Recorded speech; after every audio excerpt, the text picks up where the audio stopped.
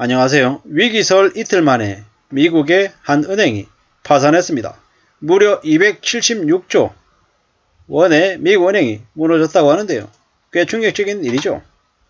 왜 이렇게 됐나? 총 자산 207조가 넘는 미국 실리콘밸리 은행이 파산했는데요. 전세계 금융시장이 출렁거리고 있답니다. 미국 서부의 스타트업들의 자금줄 역할을 해온 실리콘밸리 은행. 갑작스러운 파산 소식에 사람들이 망연자실이랍니다. 어떻게 될지 모르겠다라는 거죠. 직원 겁여줘야 되는데 돈이 없으니까요.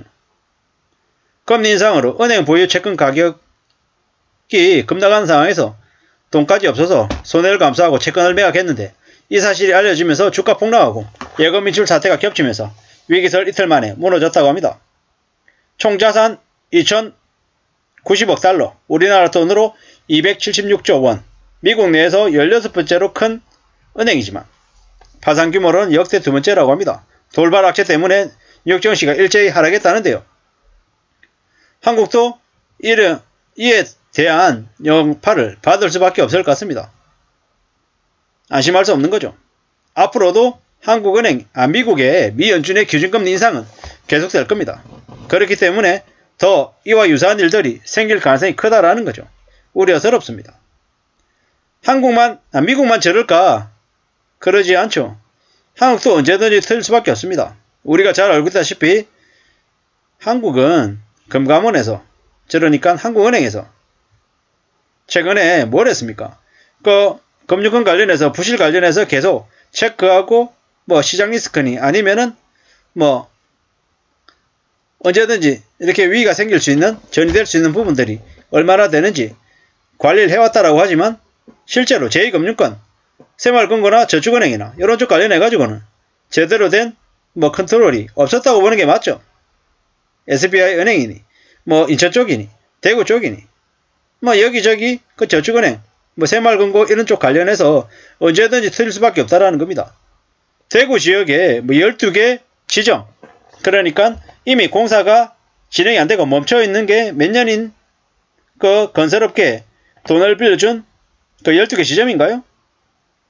충당금을 쌓으라고 했더니 대려 중앙에 소송을 제기해서 지금 현재 이렇게 진행 중이긴 한데 앞으로 어떻게 되겠습니까? 터질 수밖에 없는 일인 거죠. 지금 당장 우리는 인천과 대구 지역의 부동산 PF 금융사고가 터질 것이라는 걸 알고 있습니다.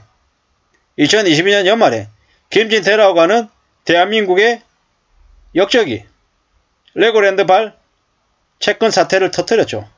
쓰레기 같은 짓거리를 했는데 실제로는 이 나라가 바로 섰다라고 하면 김진태 같은 놈이 그런 일을 저질렀으면 바로 검찰과 경찰이 출동해서 바로 현장 체포했어야 되는 거예요. 체포해서 바로 깜빵에 가두고 다시는 그런 일을 저지르지 못하게끔 두 손 두 발 다 묶어서 강제노역을 시켜야 됐다는 거죠. 왜? 그놈이 대한민국에 미친 경제 충격이 여파가 엄청났기 때문이죠. 근데 그놈도 검사 출신이라고 지금의 정부가 내버려 뒀어요. 그냥 어영부영 허지부지. 그놈 때문에 날려먹은 돈이 수십조죠. 수십조. 그런 짓거리들이 지금 현재 대한민국에서 벌어지고 있는데 저 실리콘밸리 은행과 같은 일이 대한민국에 안 벌어진다라고 누가 장담하겠습니까? 어쩌면 저건 미국에서 벌어진 일이지만 한국에서 저와 유사한 일이 생길 수밖에 없다라고 저는 생각합니다. 우리가 잘 생각해 볼게. 실리콘밸리 은행 뭡니까? 예금 인출 사태가 겹치고 해서 무너졌다고 했죠. 근데 지금 은행들은 저기에 있는 예금 고객들은 어떻게 하고 있습니까? 직원들 급여 지급을 해야 되는데 못하고 있는 상황이죠. 이러한 일들이 계속 벌어지면 어떻게 되겠습니까? 뱅크런 사태는 당연히 있을 수밖에 없는 거죠. 한국에서 저축은행이나 새마을금고 관련해서도 뱅크런 터지겠습니까? 안 터지겠습니까? 터지겠죠. 인천 지역과 대구 지역의 지역 경제가 엉망이 되는 건 그냥 시간이 걸릴 뿐인 거지 벌어질 수밖에 없는 일이다라고 저는 생각합니다. 앞으로 대한민국에 이와 같은 충격적인 일들이 계속되면 어떻게 되겠습니까? 주가 폭락, 부동산 시장 급락, 이제 아수라장인 거죠. 지금 수출도 해결 안 돼. 지금 뭐 대외 정치적인 부분 관련해 가지고도 엉망이야. 윤석열 정부라고 하는 이가 탄생된데 문재인의 잘못도 크지만 우리 국민들의 잘못도 적지 않다라고 생각합니다. 제대로 일하고 제대로 된 사람이 적시적소에서 관료로서 일할 수 있게끔 국민들이 목소리를 냈어야 되는데 그걸 못한 탓인가 봅니다. 좀 씁쓸하죠.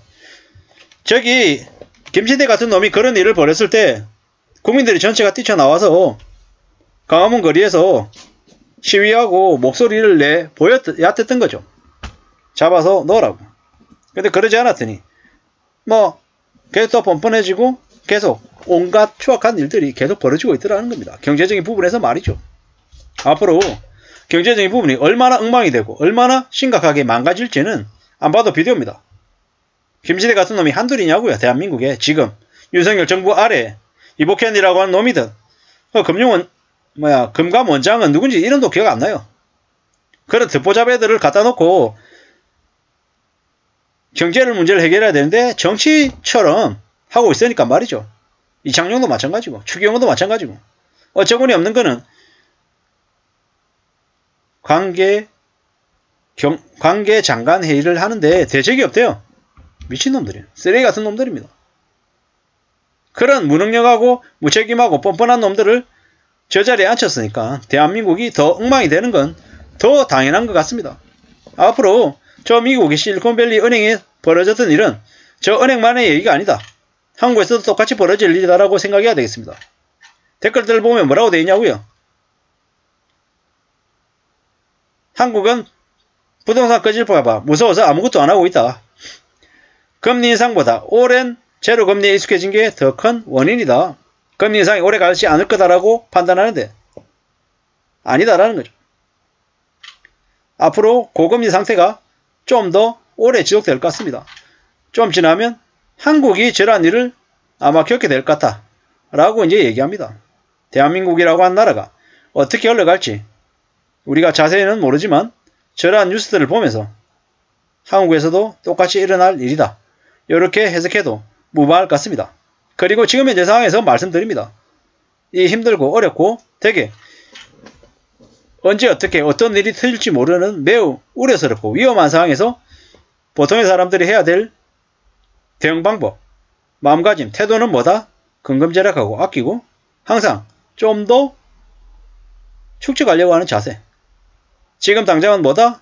수단과 방법을 가리지 않고 불법 빼고는 정상적인 범위 안에서는 최대한 현금을 모아야겠다라는 겁니다. 그래야 언제든지 닥칠 수 있는 위기, 어려움에 대응할 수 있을 것 같습니다.